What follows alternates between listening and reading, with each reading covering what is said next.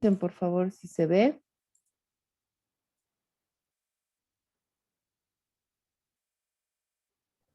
¿Se Sí, se ve, ve? doctora. Sí. Bien. Entonces, como les decía, ¿no? El tema es en este caso, la nutrición en los sistemas biológicos. Vamos a desarrollar inicialmente lo que es el sistema digestivo, ¿no? ¿Cuál es la importancia de hacer esto en este tema? Es que nosotros conozcamos cuáles son los caminos digestivos, de absorción, metabólicos, que siguen cada uno de los nutrientes que nosotros consumimos, ¿no? En nuestra alimentación. Entonces, vamos a ir haciéndolo por nutriente. Primero, obviamente, vamos a conocer o reconocer lo que representa el sistema digestivo. Vamos a realizar algunas definiciones, ¿no? Que son importantes. Y posteriormente a eso, como les decía, vamos a desarrollar la digestión, absorción y metabolismo de cada nutriente. Es decir, proteínas, carbohidratos, lípidos, vitaminas y minerales, ¿no? Porque cada uno de ellos cumple un proceso digestivo y metabólico, ¿no? Y es importante en lo que es la nutrición que ustedes lo reconozcan y lo conozcan muy bien. Eh, Esto porque si bien nosotros ya estamos identificando, mejor dicho, la clasificación de los alimentos, cuáles son proteicos, cuáles son vitaminas, ¿no? O contienen vitaminas, cuáles son alimentos con carbohidratos, etcétera. Tenemos que saber cómo sigue nuestro proceso digestivo y cómo utilizamos cada uno de ellos en nuestro metabolismo, ¿no? Entonces, es así que el tema va a estar básicamente cumpliendo ese objetivo, ¿ya? Bien, entonces vamos a iniciar con respecto a lo que es algunas definiciones, ¿sí? Vamos a ver qué es bueno, digestión, la diferencia entre digestión mecánica y digestión química son términos importantes en cuanto a lo que es el sistema digestivo, ¿ya? Bien, cuando hablamos en cuanto a lo que es la digestión, obviamente comprendemos que es cuando nosotros ingerimos un alimento, ¿no? Este alimento sufre una fragmentación, una disgregación y posteriormente se van obteniendo sustancias que pueden ser de desecho o también pueden ser o van a ser también sustancias útiles, ¿sí? Esa fragmentación va a ser la digestión mecánica, ¿sí? También a la digestión mecánica, si bien es la fragmentación, también se la va a considerar a los movimientos peristálticos que comprenden dentro de nuestro sistema digestivo. Luego está lo que es la disgregación, que va a ser denominada nuestra digestión química. ¿Por qué nuestra digestión química? Porque va a haber una participación, en este caso fundamental y principal, de enzimas. Enzimas que van a generar esa disgregación dependiendo del tipo de nutriente, ¿sí? Si es una proteína, entonces van a existir enzimas y procesos químicos específicos para las proteínas y así para cada uno de los nutrientes, ¿sí? Bien, entonces la digestión es eso, la degradación de los alimentos, pero esa degradación tiene que ver con una fragmentación, una disgregación y estas van a dar lugar a sustancias útiles o sustancias de desecho.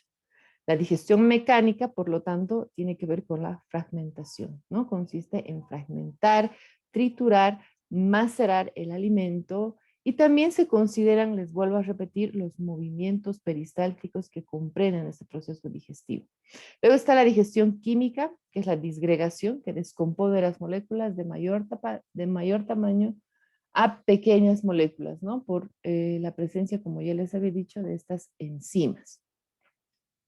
Estos son los componentes del tubo digestivo, ¿sí?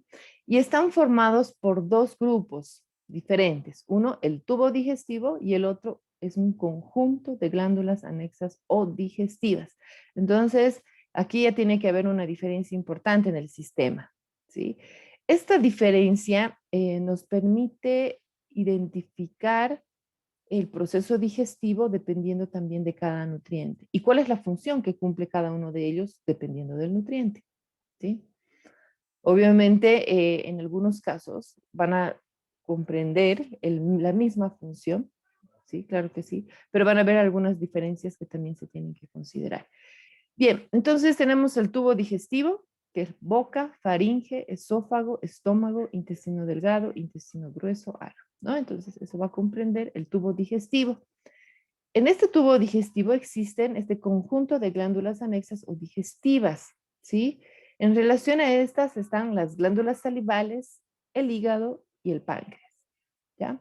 Entonces esas van a ser nuestras glándulas anexas que van a estar participando en el proceso digestivo. Y en el dibujo tienen, ¿no? También la diferencia, ¿no? En la parte derecha está el tubo digestivo y en la parte izquierda están las glándulas anexas que van a cumplir una función importante en cada proceso digestivo, comprendiendo cada digestión, cada nutriente, perdón. Tenemos ahora dos definiciones en cuanto a comprenden este sistema digestivo y este proceso digestivo de los nutrientes, como hemos nombrado, que va a ser la absorción y la egestión, ¿sí? Cuando hablamos de la absorción, ¿sí? De los nutrientes, es el paso de los nutrientes que hemos obtenido, vamos a ver en cuanto a qué características tiene que tener ese nutriente para poder pasar al sistema digestivo, del sistema digestivo a la sangre, ¿no? Y va a dar lugar a diferentes funciones dependiendo del requerimiento de cada individuo, ¿no? Y eso va a ir dirigido obviamente a nuestro metabolismo, pero dependiendo de las necesidades de cada individuo.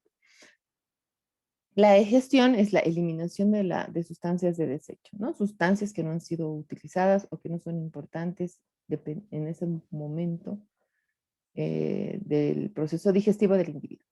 Bien, entonces, en cuanto a lo que es la absorción de los nutrientes, ¿ya? Aquí está básicamente comprendidas tres partes de lo que es el tubo digestivo cuando hablamos de la absorción, pero vamos a ver cuál realmente cumple esa función de absorber el nutriente. Tenemos el estómago, el intestino delgado y el intestino grueso, ¿sí? Entonces, cuando hablamos de lo que es el estómago, ¿sí? En el estómago se va a iniciar el proceso digestivo donde vamos a ir fragmentando y disgregando a los alimentos, principalmente disgregando a los alimentos y obteniendo los nutrientes en una etapa inicial para poder recién ser absorbidos, para poder ser absorbidos. El intestino delgado, ¿sí? Comprende tres partes. La primera parte de este es el duodeno, después viene el yeyuno y la última parte del intestino delgado es el ileón, ¿sí? En cada una de estas partes se va a dar, mejor dicho, la absorción de determinados nutrientes. Por ejemplo, tenemos en el caso del duodeno, se va a dar la absorción de los aminoácidos, hierro, calcio. En el caso del yeyuno, se va a dar la absorción de ácidos grasos, agua, hierro, también aminoácidos, vitaminas, glicerol, ¿sí? Y obviamente también se va a producir una disgregación de los carbohidratos, ¿no? Si bien no es una absorción, todavía estamos hablando de un proceso digestivo importante que va a generar posteriormente su absorción. Luego tenemos el ileón, que es el que va a comprender la absorción de vitaminas, agua, vitamina B12, sales biliares, bueno, las sales biliares y el colesterol que van a participar. Bueno, el colesterol va a ser, en este caso, disgregado para posteriormente ser absorbido. Entonces, en el intestino delgado vamos a identificarlo como la parte del tubo digestivo en el que se va a dar lugar la mayor cantidad de absorción de los nutrientes, ¿no? Es donde más se van a absorber los nutrientes. En el estómago hay una absorción siempre y cuando se obtenga la molécula más simple del nutriente y pueda suceder esa absorción. Y vamos a ver a qué nos referimos con eso también, ¿no? Porque la molécula se va a ir transformando en el transcurso del proceso digestivo, una molécula compleja a una molécula simple. Y esa molécula simple es la que se va a absorber, ¿no? Y puede ser, les vuelvo a repetir, a nivel del estómago y principalmente en el intestino delgado. En el intestino grueso se identifica que no existe ningún proceso digestivo químico, ¿sí? Sí mecánico, pero no químico. Y a pesar de eso, sí existen también algunas reacciones que son importantes, que se identifican dentro de lo que es el intestino grueso, como la síntesis de la vitamina K. Absorción a nivel del intestino grueso no se identifica, ¿ya? Entonces, esas características importantes en cuanto a lo que es la absorción y dónde se produce esta absorción en el tubo digestivo. Bien, entonces, vamos a ir haciendo un recorrido de este proceso digestivo, ¿sí? Efectivamente, en la boca va a comenzar la digestión mecánica y también química, ¿sí? Vamos a identificar por qué, ¿no? Obviamente se vierte en esta primera etapa en la boca, la saliva, ¿no? Que se encuentra, también se encuentran obviamente los dientes y la lengua que van a generar una digestión, en este caso mecánica. Es decir, la saliva va a dar lugar a lo que es la digestión química y los dientes y la lengua una digestión mecánica, donde va a producirse principalmente una fragmentación del alimento. Y obviamente, como tienen en el dibujo, comprende la boca diferentes partes también, ¿no? Que no dejan de ser importantes, pero en este caso estamos haciendo más referencia a este proceso digestivo, identificando lo que es la digestión mecánica y la digestión química, ¿no? Y las partes que van a comprender cada uno de ellos. Entonces, la saliva o la producción de las glándulas salivales van a generar esa digestión química a nivel de la boca y los dientes y la lengua, la digestión mecánica. Luego, bueno, ya profundizando con respecto a lo que son las glándulas salivales, obviamente sabemos que son las que van a producir la saliva. La saliva tiene una composición importante de enzimas y otro tipo de sustancias que van a ayudar a que se produzca un bolo alimenticio que pueda dar lugar al inicio del proceso digestivo en el estómago, ¿no? Entonces va a haber una humectación y nos va a ayudar a deglutir el alimento, ¿no? A poderlo pasar por lo que viene a ser la faringe. Eh, Estas glándulas salivales comprenden las glándulas parótidas, submaxilares, sublinguales, ¿no? Que son las que van a, si se dan cuenta, están ubicadas en diferentes partes de nuestra boca, ¿no? Aquí está la parótida, la glándula submaxilar, la glándula submaxilar, bueno, en este caso estas dos, la sublingual, y los conductos que van a ir secretando las glándulas salivales, que vamos a ver más adelante la composición específica de esta saliva que da lugar a este inicio de la digestión química. Algo importante en cuanto a lo que es la acción de la saliva es la presencia de una enzima que la comprende en mayor cantidad, que es la amilasa, ¿ya? Ya vamos a ir identificando algunas. Va a haber, como les digo, un momento en el que de cada nutriente vamos a ir desarrollando las enzimas que van a participar en todo el proceso digestivo, ¿no? En el tubo digestivo principalmente.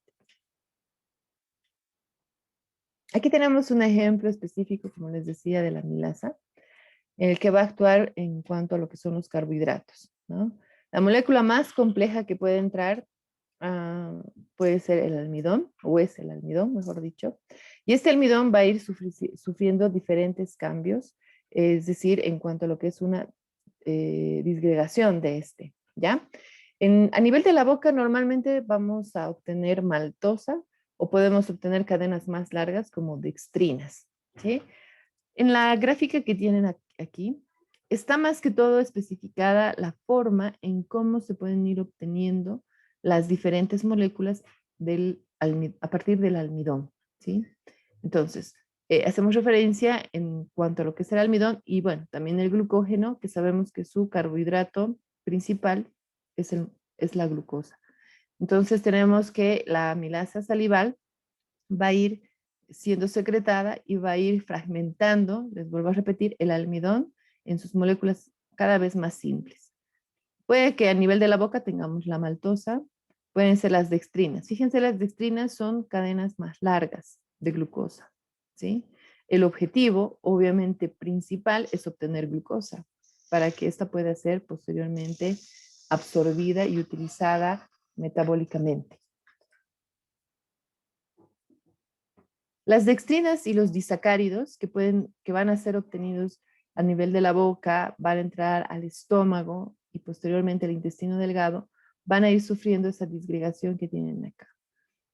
Principalmente cuando hablamos de del páncreas, el páncreas es el que va a ir produciendo las enzimas más específicas a cada uno de estos compuestos que se van a ir obteniendo a partir del almidón, que son esos, no se olviden, dextrina, maltosa, sacarosa, lactosa, ¿sí? Entonces, esas enzimas van a ser específicas, las dextrinasa, maltasa, sacarasa, lactasa, y con el objetivo de obtener nuestra molécula más simple, que es la glucosa, ¿sí? Entonces, esto es importante porque en relación a eso vamos a ir identificando de cada uno de los nutrientes algunas enzimas principales y el inicio del proceso digestivo que se va a dar dependiendo del tipo de nutriente que va a ingresar, en este caso a nivel de la boca.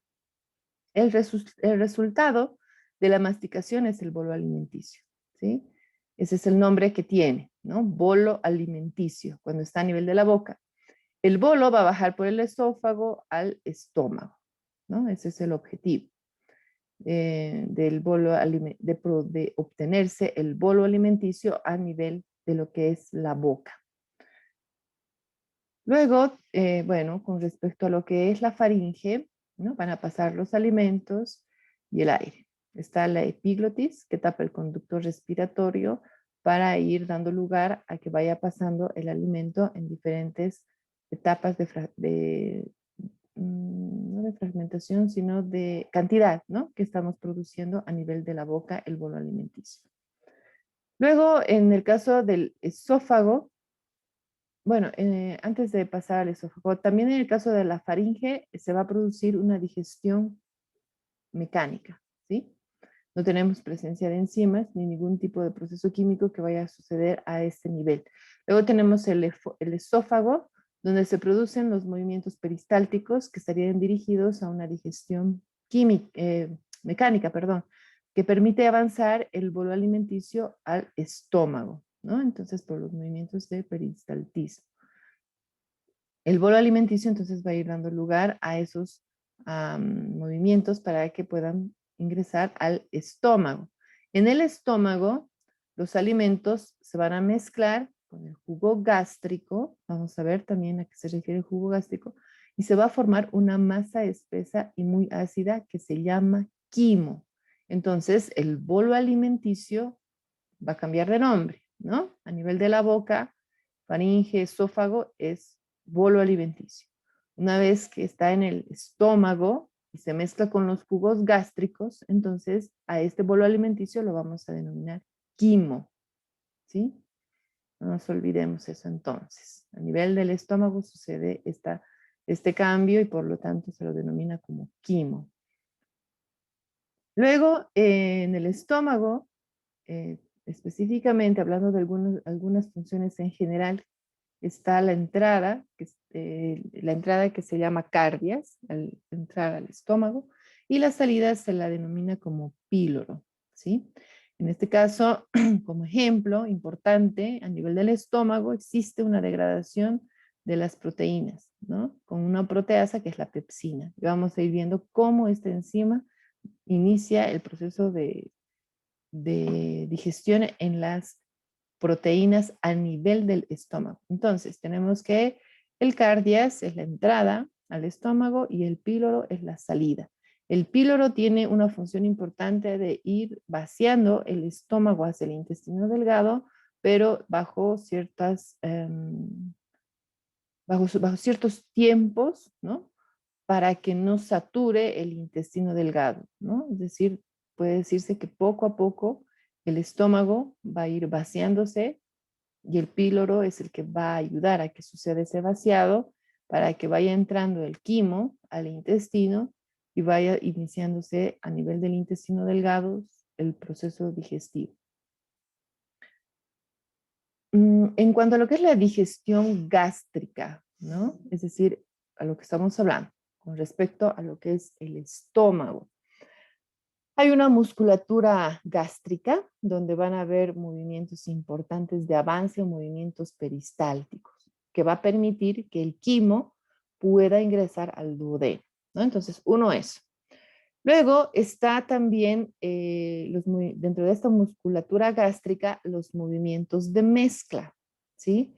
A estos movimientos de mezcla obviamente los denominamos también una digestión mecánica, porque ayuda a que todos los jugos gástricos se mezclen con el bolo alimenticio inicialmente para transformarlo en quimo y pueda pasar de esta manera al duodeno. Ahora, está la mucosa gástrica dentro de lo que es la digestión gástrica a nivel del estómago. Esa mucosa gástrica comprende las células mucosas y el jugo gástrico, ¿sí? Cuando hablamos de las células mucosas, estamos hablando de un moco que está protegiendo al estómago. Y en el caso del jugo gástrico, estamos hablando de una presencia de células parietales y células principales. En el caso de las células parietales, son las que van a secretar ácido clorhídrico. Y en el caso de las células principales, van a secretar el pepsinógeno. El pepsinógeno es una enzima inactiva, ¿sí?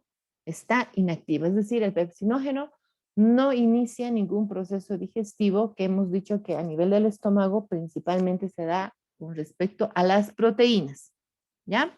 Entonces, una vez que las células principales secretan el pepsinógeno, las células parietales liberan el ácido clorhídrico. El ácido clorhídrico va a cumplir dos funciones. Una acción bactericida, ¿no? Y la otra va a ser activar al pepsinógeno. ¿Cómo lo va a activar? Transformándolo en pepsina. La pepsina ya va a ser una enzima activa que va a dar lugar a la digestión química de las proteínas, ¿sí? Y va a comprender dentro de lo que es el quimo para pasar al duodeno y dar lugar o continuar con el proceso digestivo a ese nivel. El ácido clorhídrico también cumple otra función que vendría a ser la desnaturalización proteica, ¿sí? Incluso podríamos hablar de una disgregación de los carbohidratos a ese nivel, que lo vamos a ir hablando.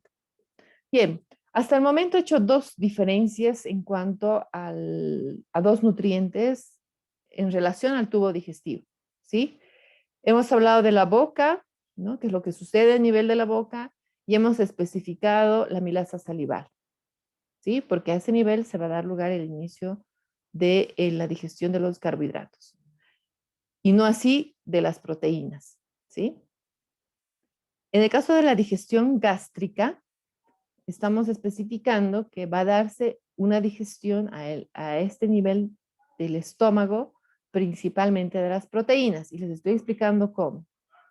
Y también tenemos que ir identificando la presencia de los jugos que se van a presentar en el proceso digestivo. En el estómago, entonces, es el jugo gástrico, no se olviden, que comprende dos tipos de células, que son las parietales, las principales. Las parietales van a producir el ácido clorhídrico, las principales el pepsinógeno. El ácido clorhídrico cumple funciones importantes como la acción bactericida, la acción o la activación del pepsinógeno a pepsina, y esa pepsina es la que va a dar lugar al inicio de la digestión química en las proteínas y la desnaturalización proteica. Bien, entonces esa es la acción digestiva en el estómago. Estamos haciendo referencia, les vuelvo a repetir, a las proteínas en este caso, ¿sí? Después ya lo vamos a desarrollar en este caso es de forma general, ya lo vamos a ir desarrollando de forma mucho más específica. ¿Cuál es el objetivo de esto? Es que tenemos que comprender que cada molécula, cuando ingresa a nivel de la boca, es una molécula compleja. Y todo este proceso tiene el objetivo de transformarla en una molécula simple para que posteriormente sea utilizada en nuestro organismo. Entonces, las proteínas sabemos que contienen cadenas largas de polipéptidos y las proteasas, o en este caso la pepsina, que se da a nivel del estómago, que es la enzima principal del jugo gástrico, ya está dando inicio a este proceso digestivo, ¿no? Entonces se va a ver una disminución de la complejidad de esta molécula, donde la proteína sabemos que está conformada por estas cadenas polipeptídicas, ¿sí? Van a haber enzimas como la endopeptidasa, que no está a nivel eh, no están todas a nivel del estómago, solamente la pepsina, y luego está elastasa, tripsina y quimiotripsina, que van a estar a nivel del intestino delgado, que van a generar una disgregación de estas cadenas polipeptídicas a cadenas más cortas, como los oligopéptidos. Luego van a estar las exopeptidasas, que ya van a ser enzimas secretadas a nivel del páncreas, como la aminopeptidasa y la carboxipeptidasa. Y en este caso ya va a haber la obtención de las moléculas más simples que comprenden las proteínas, que son los aminoácidos. ¿Ya? Entonces ya hemos hablado de dos transformaciones de nutrientes, es decir, las proteínas al ingresar y ser moléculas complejas, en el proceso digestivo se va a ir obteniendo su molécula simple, que en este caso son los aminoácidos. En el caso de los carbohidratos, hemos nombrado así, que se va a ir transformando su molécula más compleja, que hemos denominado que es el almidón y el glucógeno, a su molécula más simple, que es la glucosa. ¿Sí? Entonces eso tiene que ya estar comprendido. Y esto ya es un uso del conocimiento que ustedes tienen con respecto a la complejidad y de la transformación de cada una de las moléculas. Bien, vamos a entrar a lo que es el intestino delgado. En el intestino delgado se liberan tres jugos, es decir, en el estómago se libera el jugo gástrico y se identifica solamente el jugo gástrico a nivel del estómago. En el caso del intestino delgado se van a liberar tres jugos. ¿Cuáles son? Bilis, jugo pancreático y jugo intestinal. ¿Sí? Son esos tres. La bilis es la que va a ser producida por el hígado, ¿no? Es la que emulsiona las grasas. El jugo pancreático, vamos a ver las características que tiene el jugo pancreático, que identifica la presencia de enzimas para cada nutriente. El jugo intestinal, que está elaborado obviamente por el intestino. Y podríamos decir que estos jugos van a dar lugar a una transformación del quimo, que está en el estómago, ¿no es cierto? ¿Se acuerdan que hemos dicho que en el nivel del estómago está el quimo? Entonces, cuando entra al intestino delgado, se lo va a llamar quilo, ¿sí? Cambia su nombre. Entonces, tenemos que al nivel de la boca, el alimento es un bolo alimenticio. A nivel del estómago, se lo denomina como quimo, y a nivel del intestino delgado, como